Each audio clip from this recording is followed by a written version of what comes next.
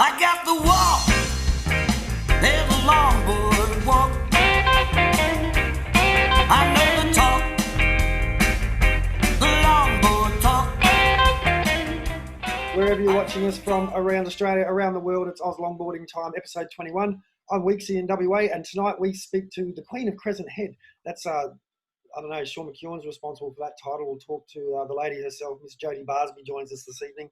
But we'll get to her very shortly. First, we'll chuck a lap around this fine country, and we'll start with the man, Sean himself. He's looking resplendent this afternoon, and he's changed his background picture. So, g'day, Sean. Welcome to the show. Yeah, kia ora, Cuzzy. We've had a brilliant week here. Sort of didn't start off the best, but the last couple of mornings we've had good waves on the southern points in the 4 to 6 foot range. Wind gets up a little bit by mid-morning and then starts howling in the afternoon. But yeah, it's been an absolute bonus, the waves we've had. Looks like you said there's been a couple of waves at Kira and a few of the locals have been piking out. Am I supposed to say that on the show, or will they get you into trouble? Yeah, no, well, the numbers at Snapper have been all time as usual. I'm not going to tell you about the secret spot I go to each morning. It hasn't been overcrowded, so let's keep it that way. Yeah, we've all surfed the Tweed River, Sean. There's no worries, mate. Secret safe with us. Kira Molnar up on the Sunshine Coast. How's your week been? Yeah, it's been pretty good. We've had heaps of swell coming up the coast, as well as probably half of the Gold Coast who are scared of the sharks down there, I think. Or bombarded the points, which is interesting because I had a lesson there where I was surfing the other day and I was like, I haven't seen any of these people out here before, but it's nice to have some waves, so that's good.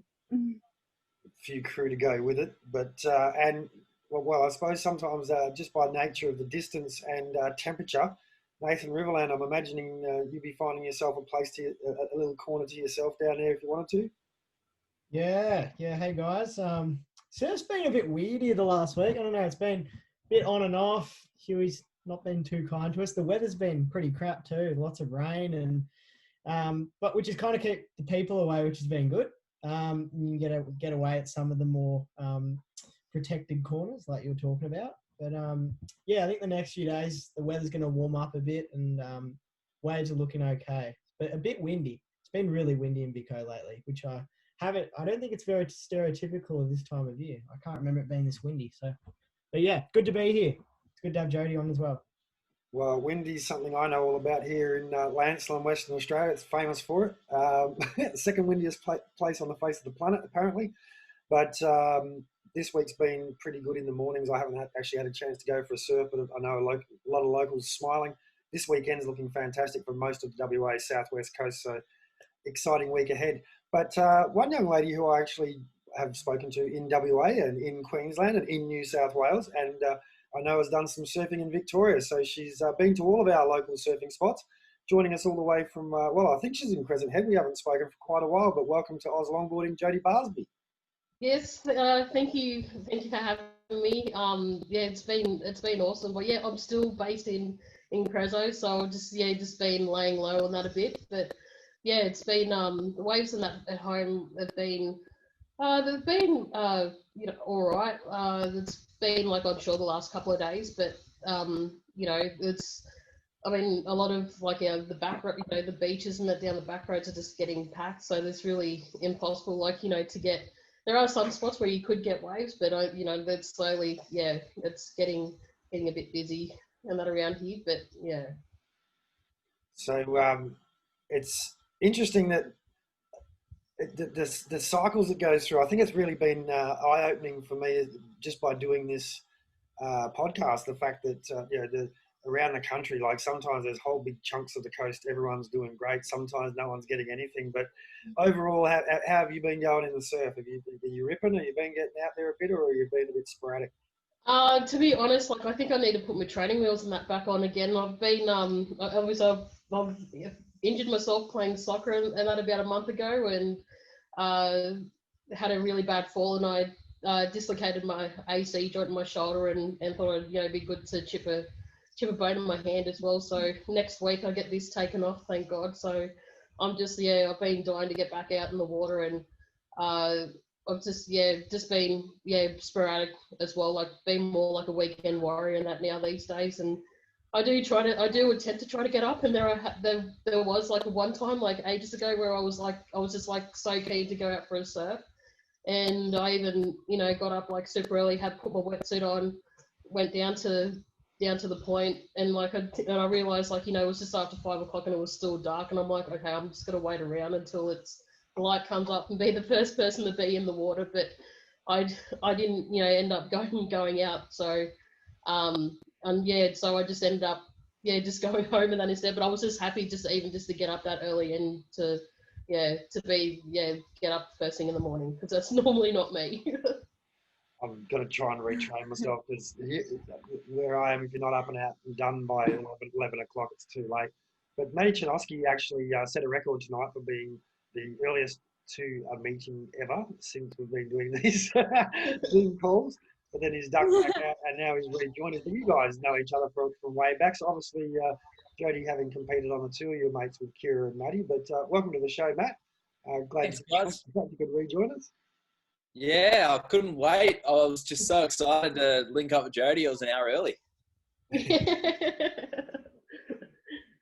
No, it's I've been going up to Jodie's neck of the woods, that secret spot on the mid-north coast, for about 2 decades, and the familiar smiling face Jodie's been there to greet me pretty much in every single visit. Coincidentally, it always was around the Crescent Head Mal Club time, and they couldn't have a better ambassador for that area than Jodie. My dad, every time I go north, say good day to Jodie for me. I said, Dad, she doesn't just hang out the point waiting to say good day to everyone. But that's the type of personality that to anyone watching, that Jodie's emits. That's the type of vibes where everyone just thinks of you, colourful smile, and you make. I'm no surprise Crescent's really busy, because you make people want to go there, Jodie. Your fault. I'm like such an old bat these days now. It's just like, I don't want to be, but no. I mean, it's, as long as they just, respect each other in the water and respect the locals, that's all that matters to me. Yep. Yeah, exactly right. And we've had Robin on this show a couple of last month, and I think we all agreed on the same sentiment. At make sure those locals get the waves, and it's like anywhere you go really, but obviously places like Noosa with Phil Jarrett coming on in one of the earlier episodes as well. Anyway, we've got a high concentration of travellers. You sort of get that increased pain of parking, and you get people who don't know what they're doing. Then you get experts and pros, and somewhere along the line, the locals have got to get their share of waves, and too often than not, it ends up being a bit of a shit fight for a better word, I suppose. So, but you're right, respecting the locals and waiting your turn, watching how others approach the spot, and just learning. That's the best way to go about it. Definitely, it was the other, with the long weekend and stuff. One of my friends, local mates, Ali, she sent me a message, and that she said we had our first traffic jam and that in Crescent. I'm like, what? So it's like just that whole lineup with getting into Byron and stuff, that's what it was like. Not to that extent, of course, but it's just just that one little bit. But it was apparently it was pretty busy and stuff, but I managed to to go down the beach and down the back roads and then on the weekend, and caught up with Tom Avery and Amber Mercy as well. So it was really good. That's the back roads going north, isn't it? Yeah, north. Yes. North. There's a few loopholes you've got to get through first. There's something pretty magical about that bay and the way it wraps around to the north, so that you can be surfing 180 degrees different direction within eyesight. My part of the coast, Jodes, it's just a straight line. You go that way or that way. So having a place where there's so many different directions facing. Actually, Michael Cottier sent through a message asking a bunch of questions. I'm just trying to find it at the moment. I've got them all on my computer, Lexi. What's that, mate? I've got them all on here. Oh, fantastic. So you mentioned, Matt mentioned personality. Now, Jodie, when I met you was in the height of the high performance longboarding stage. And a couple of things struck me. I mean, obviously, being a goofy footer, you're naturally just a better surfer than people who have stand the wrong way around. So there was that. And you're a bit of a brash performer out there in the water, and you like to throw the board around and stuff. Is that still you? Have you mellowed a bit and like to do a bit of a soul arch these days, or where are you at with your longboarding? Like I still love to throw my board and that around a bit, but probably not as radical as like I used to. But yeah, like I still love like like riding the high performance boards and stuff. But like I've sort of toned down on that a bit, like since I haven't been competing, and that is or haven't been competing. Yeah, I don't even know how long it's been, but I only do like just a little comps, but like even doing like the local, our local event, the Crescent Mal Classic every May. Like that's pretty much the only thing that I just really do. But I do have a logboard, like which is you sort of see in the background as well. So it's a single fin DT model by Joe Burns, and that board, like I love it. I love that board. Like it sucks, like how you want to trade it for another one, but you don't want to trade this one, and that's the whole downfall of like with having a bunch of longboards and not having enough longboards actually. But when I was competing and stuff, I had like a whole good quiver of longboards and that by Hawaiian Pro Designs at the time too. So, but I also have to mention too, like when I first started surfing as well, like I have to thank Keno, of course, Bob Kennison, who's another local legend, like a board shaper of here. Like he brought me under his wing and at an early age of 16, 17, and he introduced me like to a lot of the legends and that, of course, like your Midget Farrelly, Nat Young, and all the crew. So that was always forever grateful for Keno. And when did you first start surfing, Jodie? How old were you? I started bodyboarding at first. Normally, like you hear everyone say like, oh yeah, I started surfing at 6, but I actually started surfing when I was about I was like 11 or 12, and had my dad's old mouth, which was a Tim Clark board, and I just fortunate enough, like my mum and dad, like they're still in Crescent, and where the house is, it's just basically like a 2-minute walk to the point. So I just because it was so heavy for me at the time, like I had to just get the towel and just put it on my head and carry it on my head and try not to get hit by the golf ball too. Good coverage with it on the head. It was it was hurting my head for sure, but like after surfing that, and I sort of got off it, and then I started bodyboarding, and loved bodyboarding, and we had the the local board riders club up and going, and that was really cool, and then I sort of got just got over, because like I was always like in my sports and stuff like that. I like I loved like doing other stuff, just keep myself busy, and so I ended up getting back on the longboard and started surfing again, and then Christmas time, like my mum and dad, they got me a new longboard, new Bob Kennison longboard, and haven't never looked back. Nice.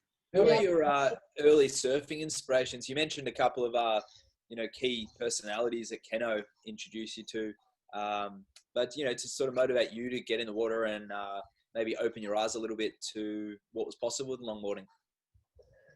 Oh, to be honest, mate, like I'll look back at it now, like, and just thinking of like just the amount of fun, like to be to meet like everyone as such. But I think what pushed me, I guess like to actually get into take it to the next level, like with surfing, is when surfing at the Malfunction in 1997, and I had in the finals there was Sandy Day, Jenny Sheehan, Louise White, I'm pretty sure Robin was in the finals as well, Robin Harvey, and I think it was, oh gosh, I can't think of the other surf. I think it was, sorry? Paxton? I don't know if it was Sally. I can't remember, but it was, I know that Sandy ended up winning that event, and Jenny got second. I ended up getting third, but like, just to be, the malfunction was probably like the big event for me, and like, I didn't know how I was going to go or anything like that, and like surfing at Snapper, like, it was just awesome. Like, we had waves to ourselves and stuff, like when it used to be fun back in the day before it started to get where it is now. But it was, yeah, we had like really awesome waves, and It was kind of like a Crescent style, it was a bit more sectiony, but had elements like Crescent as well. yeah, it did, yeah. And like, it wasn't like, there are some days, like, when you see like at different times and that with Snapper as such, like, it compared to what it is now than back then, like, yeah, it was nothing like it was back then. But it was still like, surfable, but like that finals day, like, we had really good waves, like for the whole weekend. And at the presentation, like, with getting third, like, it was such an awesome achievement, and I didn't even know like what was happening in the background, but my mate Joey Cooper and his brother, he was, he wanted to tell me something, I'm like, I didn't know what it was, and and he's, George ended up telling him to shut up, and next thing, like, Bonga Perkins was there, because he won the men's pro that year as well, and he, like, he gave me like his board that he won on, and yeah, that was the turning point for me. And like, I've still got the board, like, it's at my mum and dad's, but yeah, it was just like, I just can't believe it. Like, it was just the biggest grin ever, and like, getting the photo and that with Midget as well. Like, Midget was there, and like, it was just awesome. Wow. Well, I'm glad I asked that question. It was an inspiring story for sure. And you would have been, how old would you have been then? What, like 15? Geez. Or no, younger than that, 12, 13? No, well, just show my age. Like, I'm 38 now, but oh gosh, I think I was only like, 15. I'm pretty sure it was like 15, 16. Yep. When it happened, and maybe a little bit of a crush on Bonga as well. Yeah, just of course. Like, I was like so stoked. Like, you see Bonga and that, like, yeah. Of course, you always have to have a girl crush. Yeah, I think a lot of boys had crushes too, Jodie. Like who? I'm more meant on Bonga, but I wouldn't put it out there for a young Jodie to have broken some hearts too. You know what? I'm that hopeless. I wouldn't even. It was just all about surfing with me. Like, I wouldn't even. Yeah, I would not even know. I could not. I'm terrible. One thing I noticed when I met you, Jodie, was in amongst some of the open women's competitors, you seem to have the kind of the most lackadaisical attitude about preheat preparation, and you never seemed like you were one of those highly focused competitive animals. Yet when you got out there in the water, you looked like you put a bit of effort in. So what is it about the competitive side of surfing that attracted you to putting on a jersey? I don't know. Like, it's sorry, my dog's having a drink. But yeah, I don't know. Like, putting on that, putting on the jersey and stuff like that. Like, it's it's just, you're in a whole different zone, and like, I always like, listen to music and stuff. Like, some, others might go out for a wave or two just to warm up before surfing the heat and stuff. But I was always all about, like, listening to music and stuff. So like, I listened to, Slipknot, Limp Bizkit, all the Korn, all the heavy stuff, like, because that just, just amped me up and stuff. And sometimes there were times like where I sort of did, psych myself out and stuff like that. But But yeah, it was just all about having fun. Like that's what I always looked at. Like it was just catching, always. I mean, even just when surfing and that with your mates and that outside of comps and that, we're always that competitive. Like I'd always try to out surf each other and stuff. So yeah. And you had a bit of fun outside of without the jersey on as well around the contest venues. I had a quick flick through. I've got a pile of hard drives where I know I've got some absolutely classic photos and stuff over the years, because I used to hang out with a couple of the WA girls, Georgia Young and Jodie, when she was on tour as well. Jade, I should say, Jade Foster. But I think just about every photo, and definitely all of the videos I could find of you, I also knew that you'd promised me never to show anyone ever. So let me just ask you one question that revolves around one photo in particular that I found from, I believe it was Noosa one year. But at what age did you get your first mohawk, Jodie? Oh, yeah. Photos or it didn't happen? Oh. Yeah, so that year, I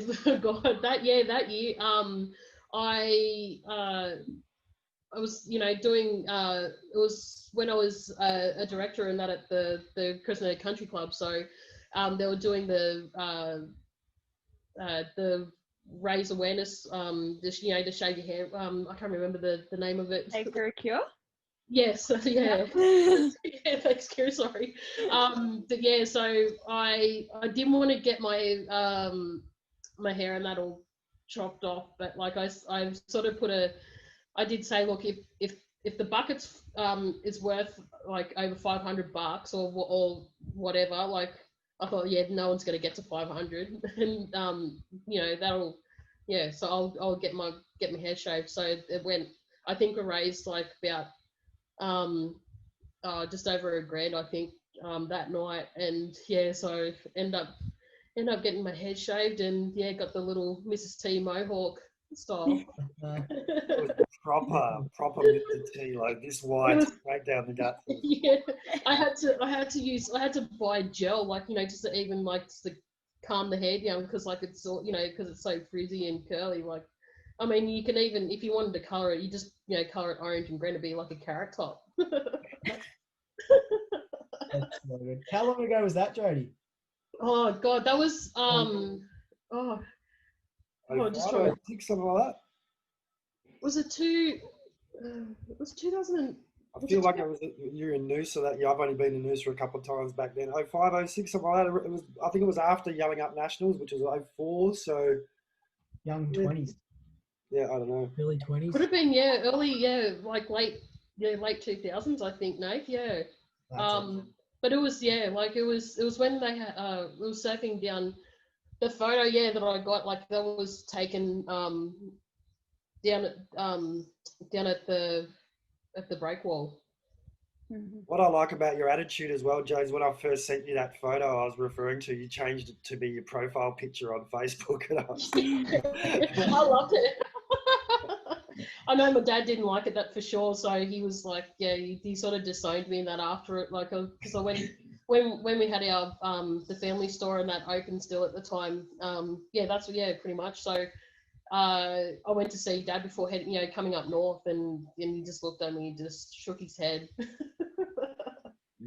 shook his head at me. But Jodie, was that the same year? Apparently, you had really good karaoke skills, Scotty Chan said. Oh, look, every year, Kira, like, whenever going up to Noosa and stuff, there's, it's always got to have, like, you can't not go out a night out without karaoke at the surf. Perfect. I love it. I love it. It was like, enjoyed it all the time. Like, it was always, like either Dane Pioli or myself, like, or, always, singing and stuff like that. But yeah, like I love my karaoke. Yeah. Yeah. It's all right. I've been holding up I've been holding the flame up for us, Jodie. None of the competitors really do karaoke, but I will certainly I may have some up there this year. Wow, look at these. I may have some evidence. Where's the vodka? Who's that over? Where's the cruisers? Oh, the bitch pops. Yeah. No, this photo was actually taken at the Aussies at Port. So yes, Sammy Walker and Jess Kelly and and Scotty, of course, at the back as usual. Wow. Dano, I think that's Nathan from up at. That's Pioli over your shoulder. Pioli there with his Yeah, of course. background. A big shout out to Scotty. He's got a new business going for anyone who wants to know. He's got a he sandblasts or water blast driveways and that. So if you're wanting something done around the Byron Lennox area, give him a call. I know he's watching. No, bless him. High pressure blasting with Scotty. Sounds good. Yeah. Good after you've been driving on the beach, get all the sand off from underneath and stuff as well. But Jodie, you mentioned walking across the road from the golf course to go for a surf.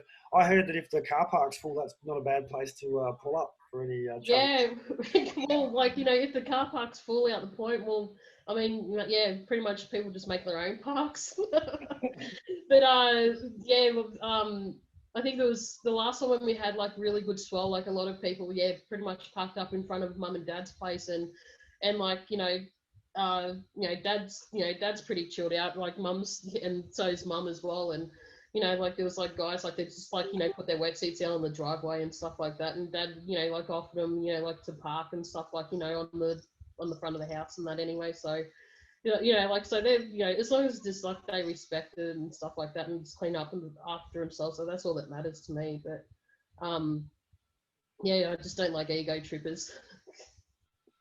And it's the people that take it for granted. That's the ones that get your neck hairs up, isn't it?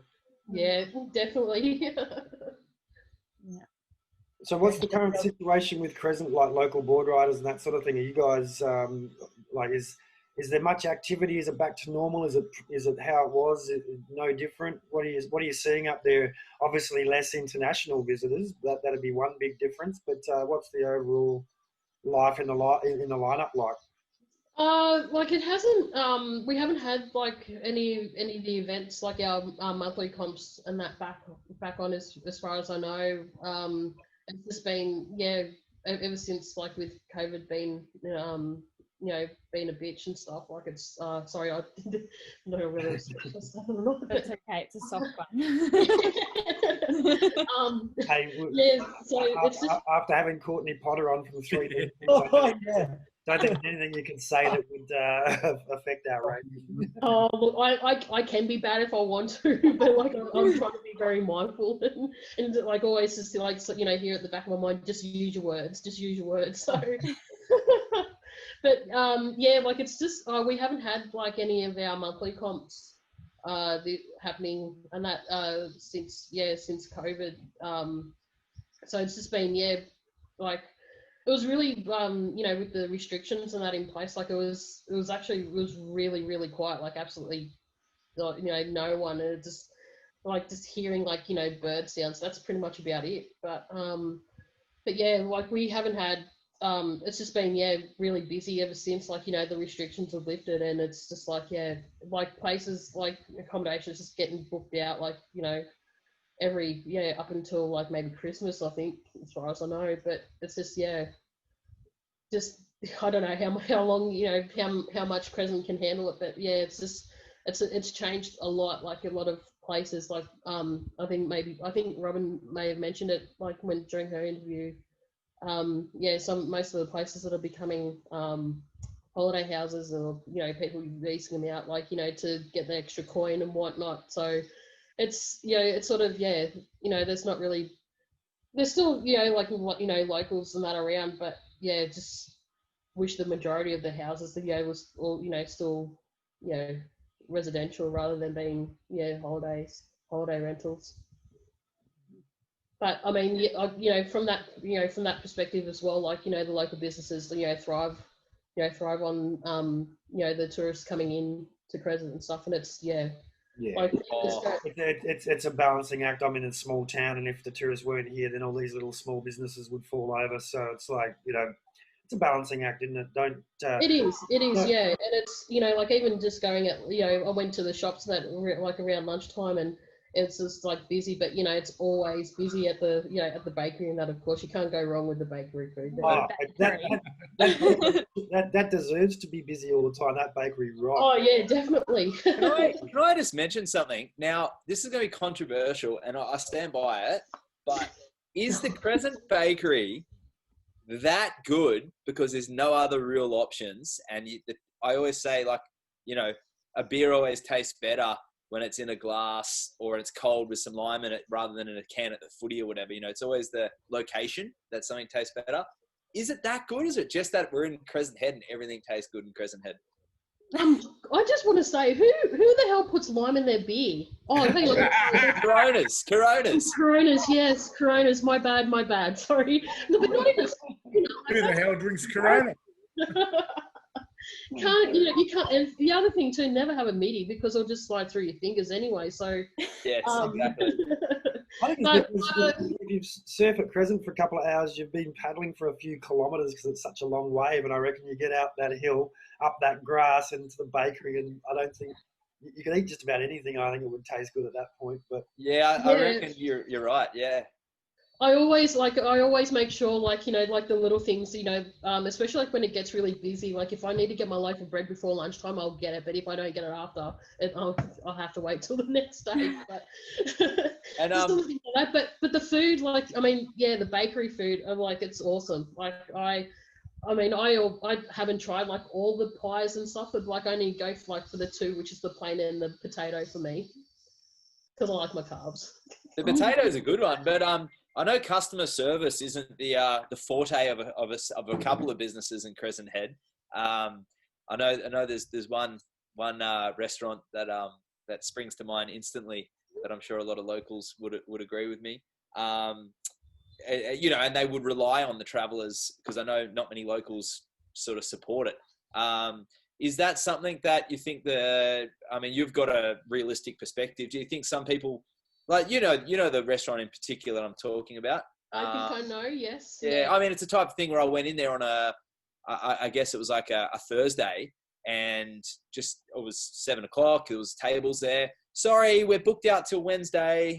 I was like, we're talking Thursday, Friday, Saturday, Sunday, Monday, Tuesday, Wednesday. I was like, whoa, okay. I'll disregard the tables I've seen there.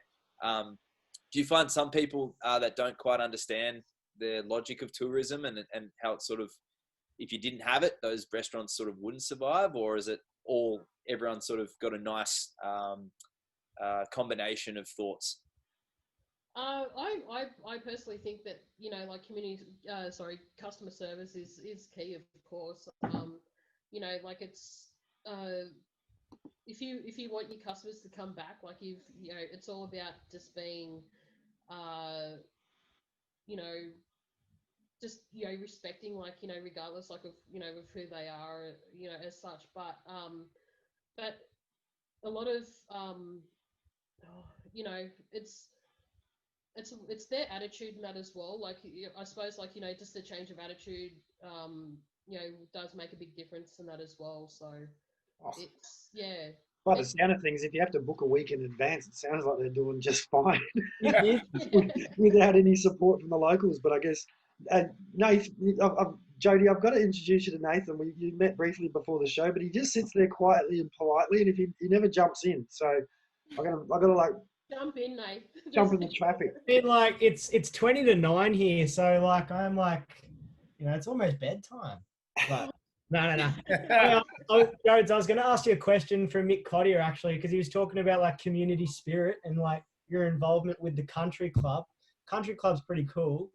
The beer definitely tastes pretty good there after a long day of surf. Yeah. Tell us a bit about your involvement with the country club. So I was the director in that, one of the board of directors there for, I think I was there for 7 years. I think I served my time.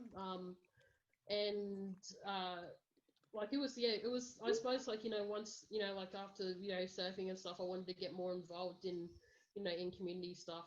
And, and obviously, my pop, God love him, he was one of the founders and that with the country club as such when it formed, and he was one of the directors in and I always call him like my uncle and stuff, but my uncle Jeff was always the director, so it was more like of a family thing, I suppose, just to follow my dad's footsteps of what he was doing as well. So my dad became one of a director in that as well, and I thought I'd give it a go and participate in that, and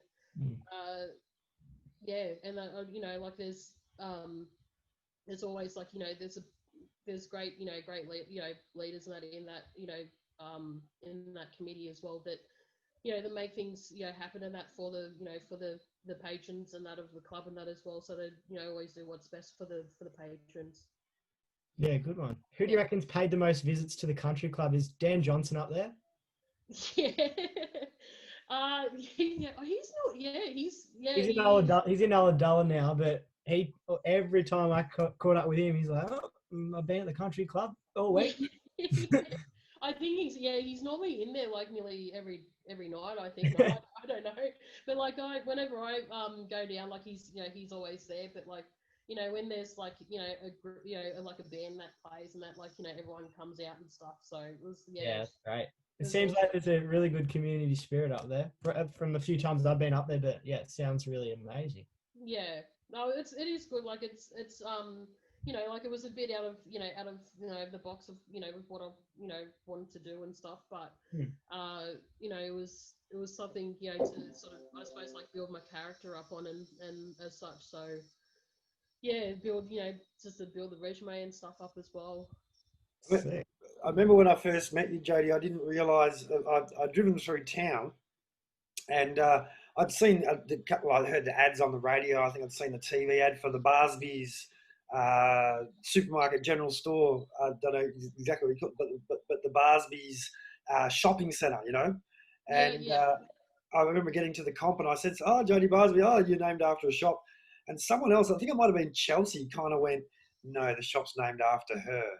And it wasn't until ages later that I kind of realised it. So was that weird growing up as a kid in a small town where the big shopping town is you, it's your family, it's your name? Yeah, it was. Barsby's have been around for.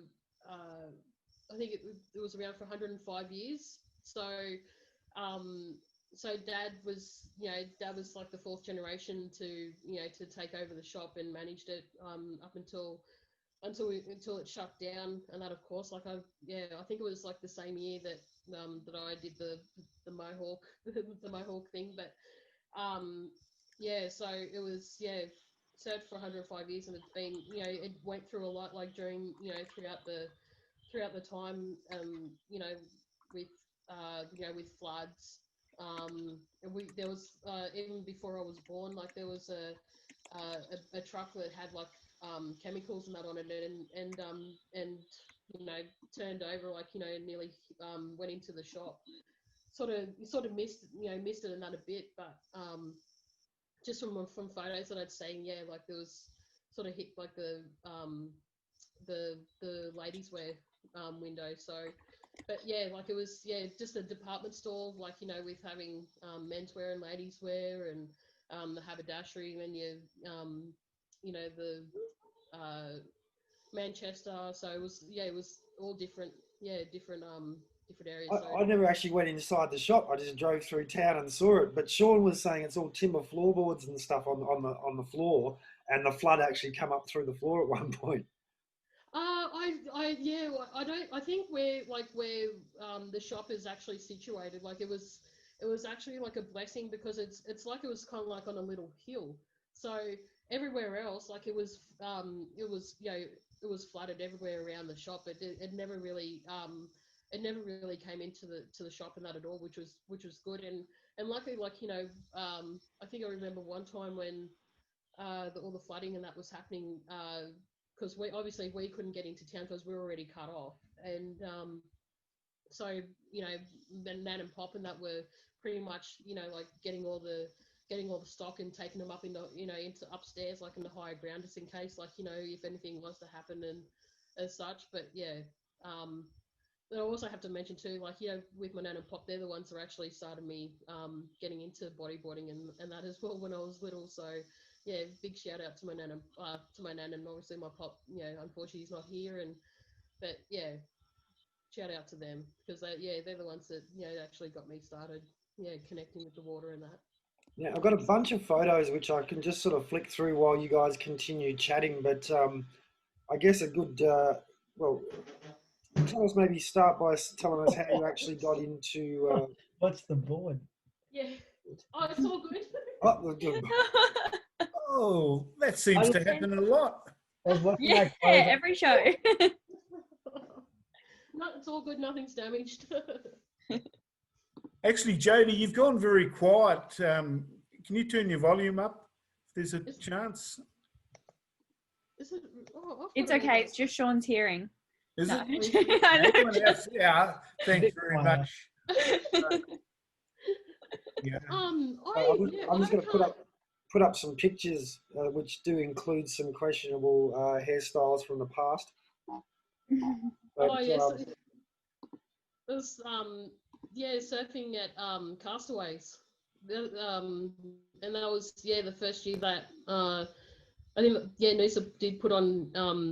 It was the first women's pro event, and that was it was. I mean, it was choppy in that surfing on that day, but it was still fun, and even just to to win that event was it was awesome. Like I loved it. Unfortunately, like that night, because we were packing up and we were ready to go early first thing in the morning, my board that I was riding then got stolen, so got taken off a board, and that when we were staying at the we're staying at Ocean Breeze. Can I just confirm that's chocolate milk that you're getting? Tipped over? Yeah, that is chocolate milk getting poured on me on a 30-degree day, and with Afro frizz, great combo. I mean, I'd probably prefer a cold beer, alcoholic beverage. But you wouldn't want to be around me like half an hour after that. Like I just it's a bit. So that's the picture we saw before. I love this photo here, Jodes. Yeah, oh God, love Mick. I love Mick. It was I think my camera. I think I can't. Like I've got so many different shots. Like I've just tried to take as much. I think they're all most of the photos I've got are all like after parties and stuff like that. So Big Mick Marlin sent me through a few photos as well. This Bells. This. That's surfing at Bells. Yeah, that was I know it was like when I was 16. Where was your favourite place? Like as far as all the competing you did, where was the best time you had where you went to a comp and got just a memorable surf, forgetting the competition side of it? Oh gosh. That's classic Jones right there. It's so hard. It's so hard to say because everywhere you go, you're at different events. Like you'd always be, you're meeting new people and you're making amazing friendships and that with everyone, and that's what I guess that's the one big thing that I do miss a lot is the camaraderie, because of, we're catching up with with everyone now these days, with it's all thank God for technology and stuff, but it's mostly when everyone's stopping in at Crescent and stuff like that's what when I do get to catch up in that with everyone. But I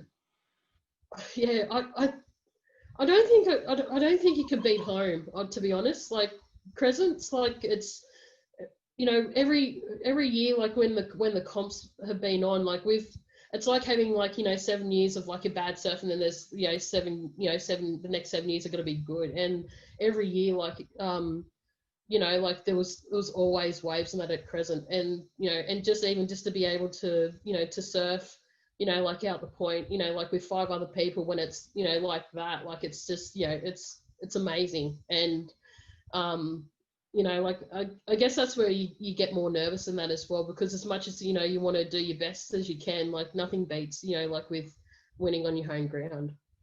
One of the questions that Michael Cottier sent through, Jodes, I know he's loved you for years, so I was Love you, Mick. expecting to see a couple of questions from him. But one of the questions was about Crescent. What size do you like surfing, and how big is too big? Does it get to the point where it's too big, or does it just get better and better?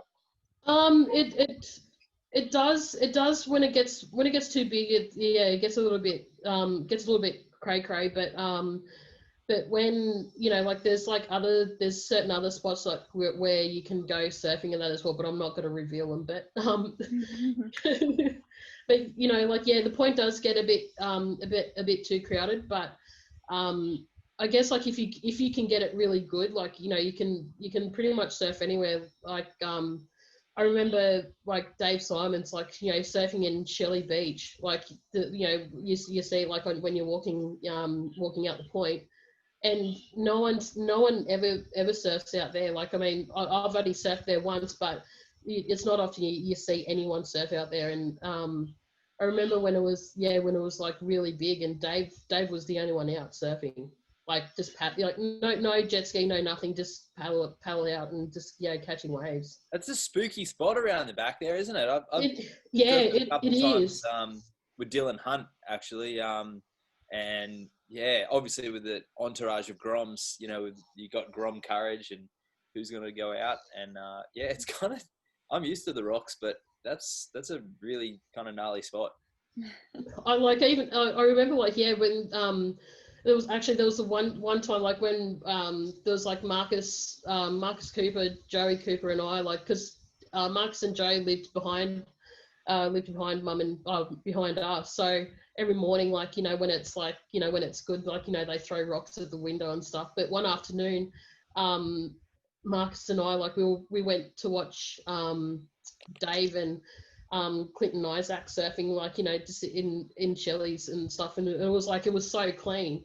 And then, like, Marcus and I, you know, said to each other, let's go back, get our boards and get out there. And by the time we got out there, like, it was, or by the time we came back, like, it was all of a sudden the conditions had changed, and we missed it. So, you know, like, if it's sandy, like, yeah, it's definitely, it can be good, but like there's, yeah, hardly times, like, yeah, when it's, you know, there's sand and that out there. And it's access getting in and out. It's pretty much, I mean, easier to paddle around the point to get to it. That's what I did last time, because getting in was pretty hairy. Yeah. So, as a local living there at Crescent, Jodes, I mean, you don't have to tell us where you do go, but out of let's say every 10 surfs, how many of those would actually be at the point? Or do you tend to find yourself going elsewhere because of the crowds? Most of the times, like, yeah, out of those 10 surfs, like, it would be out the point. Yeah, like, my car that I've got, like, it won't handle, like, yeah, the dirt roads and stuff. So, and like, yeah, I've my other car, like, I can ride it, you know, I can take it down there and stuff, but I just haven't been down there. I guess it's, you know, because, like, it's when you hear, like, you know, the stories and that of, you know, the sharks and stuff like that being around that's where you sort of get a bit spooked and stuff. So yeah, you don't get them at the point. Oh, yeah.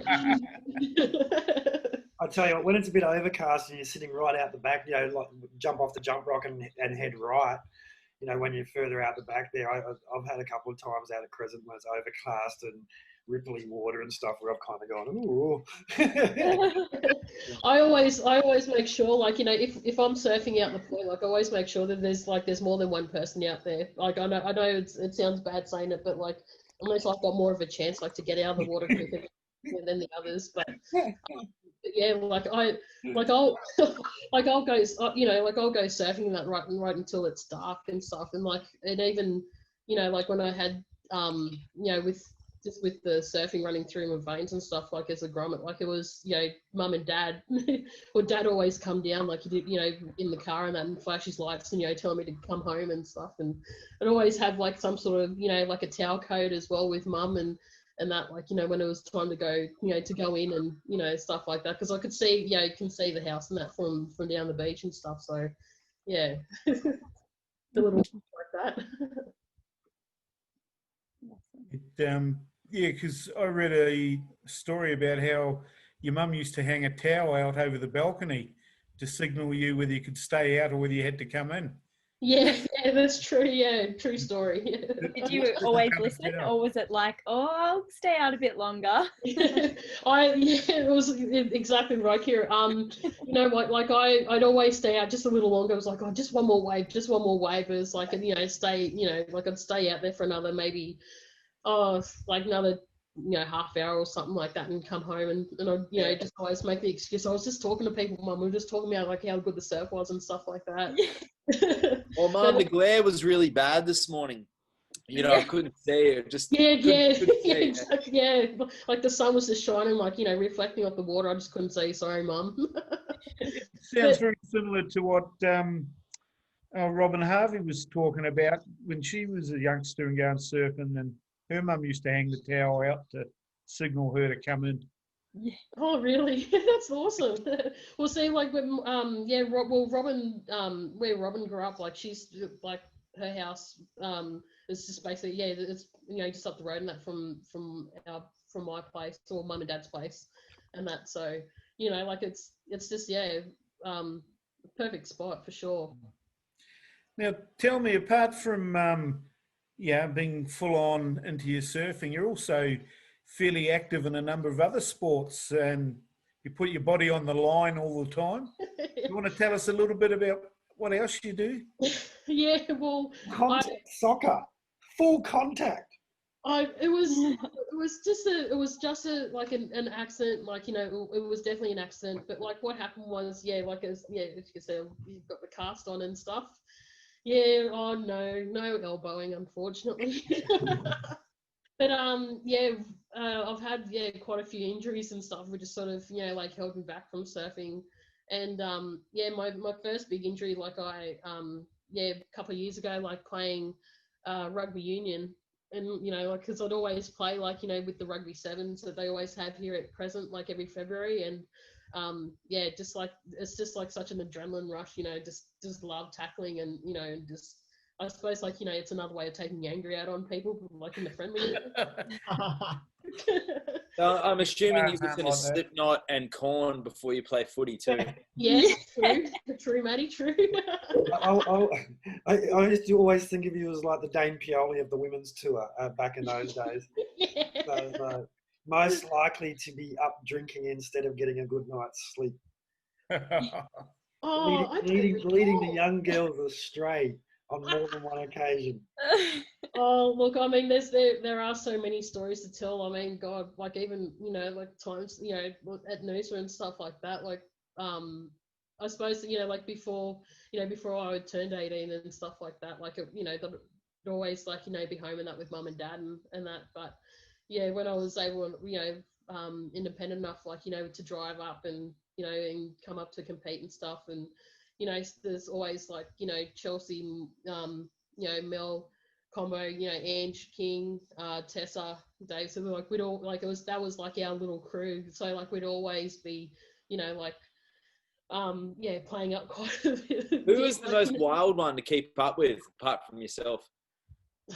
Mel Kelsey? Combo was a rug bag. Oh, look, I think we're all responsible for for one little thing, but yeah, like, it was, I'd say, Chelsea. Actually, I heard a couple of stories. I don't know if you've met Lucy Small. Yep, yeah. But she told me she was pretty young, and she said those girls definitely led her astray. Lucy was an up and comer. That was that same really bad Noosa year where you're all being terrible. And I think Mel Combo, she might not be the one doing the mischief, but I reckon she's like the puppet master in the background. She used to like set off you and Chelsea on little missions, and then it's so weird, like, because like, yeah, Mel would always like rev like either one of us up. Like, I can get easily revved up, and then like, you know, like, and she would put something in my ear, and then it's just like, okay, that's it, Chelsea, it's on, like, you know. And there have been times where Chelsea and I have clashed and stuff like that. They may have, but, you know, like, it's still like, you know, that friendship, and that is, you know, it's always there anyways. But yeah, oh God, there's so many to tell. And a lot of ladies like sort of came and went, like Gretchen Jorgensen and Lisa Loud was there as well, and Yeah, Gretchen. Carmel Yeah. McGrath as well. You know, there's heaps of the girls. They're all, yeah. It was such a good, yeah. It was so awesome. You girls were a little bit above me, but it was so awesome seeing everyone have so much fun. I missed out on all of that. Actually, you know what, matey? I was actually, when I was looking at the photos on that last night, I was looking. There was one year, like I think it might have been Noosa 2007. I think because like it was when I was coming across all these photos, and there was like actually like a young one of you, like I think I took a photo of you like in the middle of eating or something like that. Like it's like you and Carlos and came, and I think Lawrence Harkness as well. Like you boys and that came and hung out and that with us one night and stuff, and yeah. I think I remember that vaguely. I remember Jodie about that far away from knocking out a certain not to be named young up and comer pro girl who was very, very drunk and saying silly things back at the share house on the hill there at Noosa. I was like, I think Mel was holding Jodie back, getting ready to give this girl a lesson. I was like, oh gee, I wouldn't want to be on the wrong side of that one.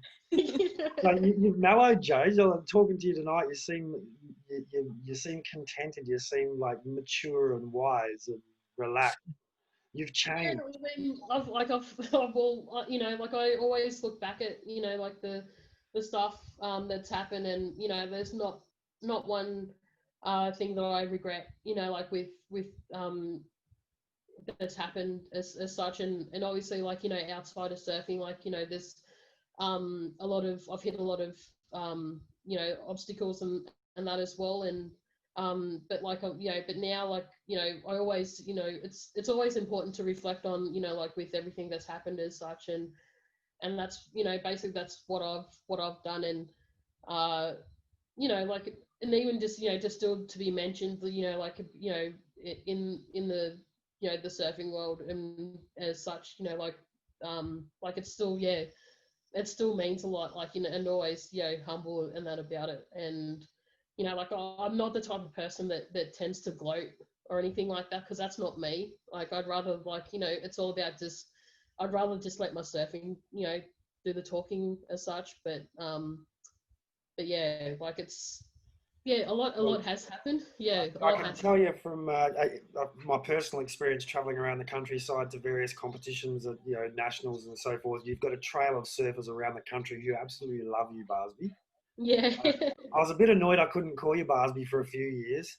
Well, I mean, like everyone still did anyways, regardless. So so it's like it's all good now. So it didn't worry me at all. Cool, but it's great to have you on the show, and great to see you looking so happy and well. Apart from your that's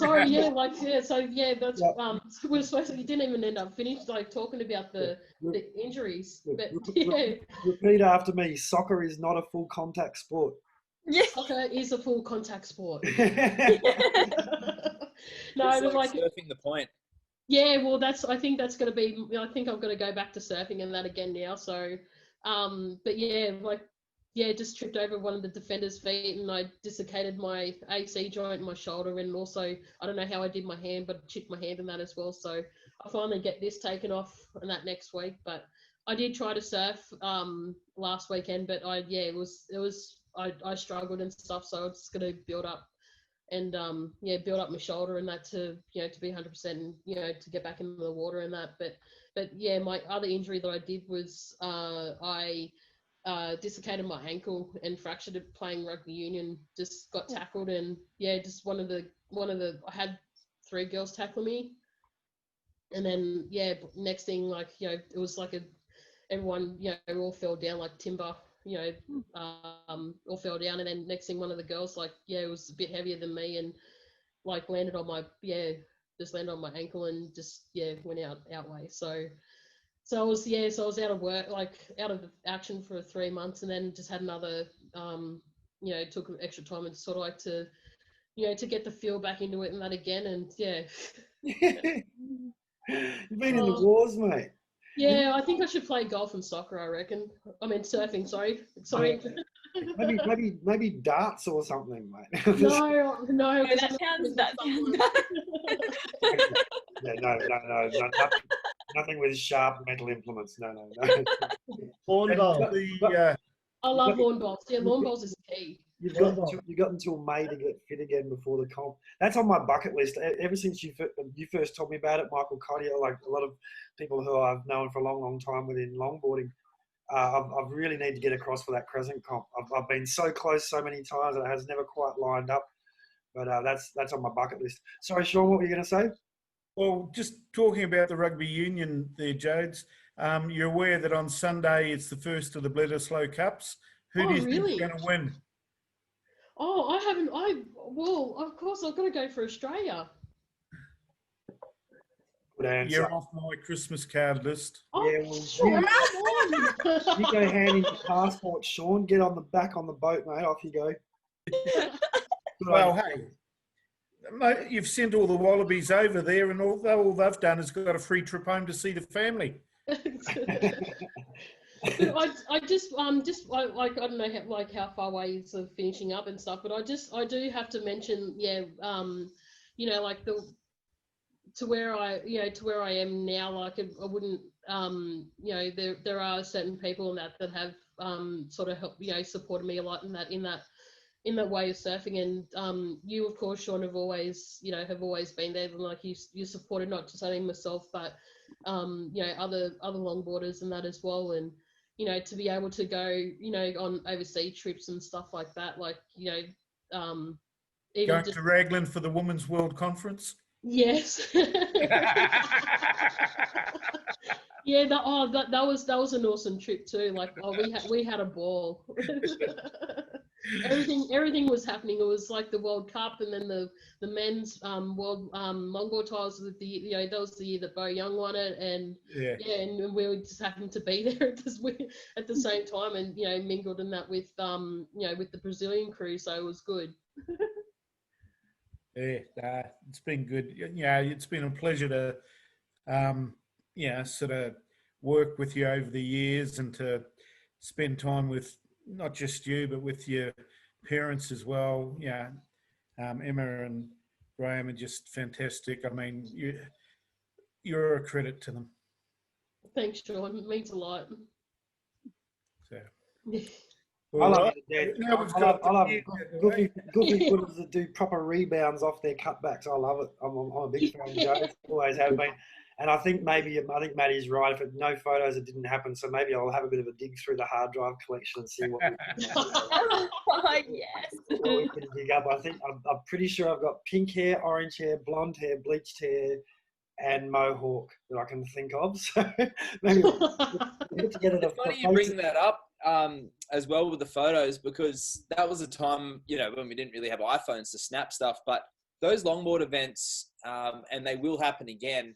But what we had there in the, the 90s and 2000s was really special. It was, really was like a community, and it was, the tribe, and there was obviously a lot of competitiveness there, but the magazines were a key part of the scene. But without the social media, it was really exciting to rock up to the event, see who's riding what boards, and see who's ripping, and see guys and girls come out of the gates like Jackson Close pulling a new maneuver, or you'd see someone do something and blow your mind, and you'd be sort of really excited for that next event, whether it was State or Aussies or Noosa, and and those international competitors that come over, and it's such a good time. And you're a huge part of that, Jodie, as well. And as I said, you're a smiling face, and when a lot of people think of the Crescent and those comp scenes, you're sort of number one on their agenda because of your vibe and your smile. Oh, thanks, Matty. But just adding on to what to what you're saying that as well, like as I said earlier, thank Sean, Chris Bystrom, of course. He had, I have to thank him big time. He obviously had seen something in me, just at such a young age, and he invited me up to to come and surf up at the Goldie and that for a week, and and to be part of be part of his book that he made, The Glide. And yeah, I've seen it. I've seen you've had it on display that a few times there, Matt. But as you're also collecting like heaps of mags and looking at looking at wanting to meet like the international surfers and meet or like everyone like Cassia, like Corey Schumacher, like Corey was was the person I've always wanted to to meet, like because I just love the way how she surfed and stuff, and and I feel that that she doesn't get mentioned in that quite enough, like because she's I mean, like she's doing campaigns and that now, like over in California as such. But like she also like contributed in that as well, like with women surfing and that, of course, and Cassia, like I mean, you could there's so many of the women like that have created like the way how women surfing is. It's just amazing. So you reckon we'll see you do a comeback and maybe jump on that World Longboard Tour at some stage and give it a nudge? I'd have to, well, I've always thought about it, and I'd love to. I honestly, like, I mean, like my mindset's probably a lot different than what it was back then, and and trying to get my head back into that sort of mind space, like, it may take some time, but but just to be be a supporter and just watch the way how women's surfing and that is, and these days, and just watching it online, like it's just it's amazing to see, like just the amount of talent there is, like not just here in Australia, but like overseas and that as well. But yeah, I would love to, like I'd love to do that, but like there are other things like that I need to work on myself personally, and like to and have that mindset to get to be in the competitive mode and that again. But I think it's just more importantly just to get back into surfing and and just just have fun. That's what that's just what I want in life anyways. Good one. So we do have to wrap it up, but you've met the Corbett twins, Jodes. They've from WA, so they're our guests next week. We had confirmed just before we came on air for this week.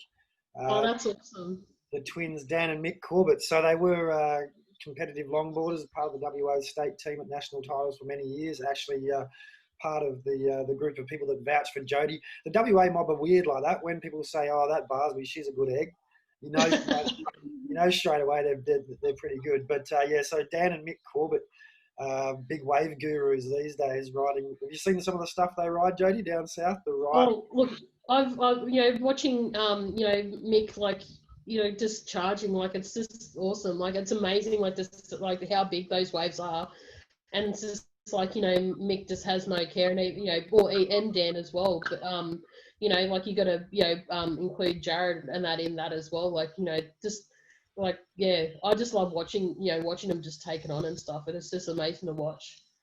So if they offered you a trip to Nazaré, you'd go with them? Oh yeah, but I if I was on the jet ski maybe. Good answer. I'll be more than happy just to carry their boards. I'll be more than happy to wax up the boards and stay on dry land. But I know you love your big waves yourself, Jodie. So it would be great if you could have you tune in next week and maybe drop some questions for the boys. How do they go from being longboarders to crazy people? Yeah, for sure. But thank you so much for having me on. Like it's it means a lot, and it's thank you everyone for being amazing, and just keep doing what you're doing, and we'll definitely catch up for a bevy or two for sure somewhere. Hopefully we'll, like once the borders are in that open, Noosa will be the first spot for me, Kira. So come do some karaoke. I'll come do some karaoke with you. Yes, please. Bringing back the karaoke, but look, Jodie, just rest assured you are part of the history and the heritage and the traditions of the sport. Your name was told to me very early on, and it's still whispered in the corners anytime longboarders gather. But no, been a pleasure chatting, mate, and been a pleasure to be your friend over these years. Even though it's been a while since our last chat. But I know. We yeah, need to commentate together more often. yeah, mate. We'll kill a team. But, so, any final messages? Because I know a lot of people are tuning in tonight. Like I say, you got a lot of fans around Australia. Any messages for everyone else out there as before we wrap up? I just want to say, like, just a quick important thing. Like, I know, like, you know, mental health. It's Mental Health Awareness Month, and I just want to personally just say, you know, if any of your friends or anyone that, you know, that always, it's just important to always check up on them and, you know, make sure that they're okay, you know, and always just, yeah, show that love and support to them, and that's, you know, pretty much just what I want to mention. We all go through obstacles and that, of course, but, you know, but never, yeah, always lend a hand, or, you know, and just listen, and just hear them out. Like, yeah, just listen to their stories, and, yeah, without judgment. Love your work, Jodie. I'm going to put us into Brady Bunch mode so everyone can see all of us. I know Nate supports the Are You OK movement and things as well. So great message there, mental health awareness. And look, I think for your health as well as your mental health, your physical health, can you please stop playing other sports? And, Okay, I'll try, Weeksy.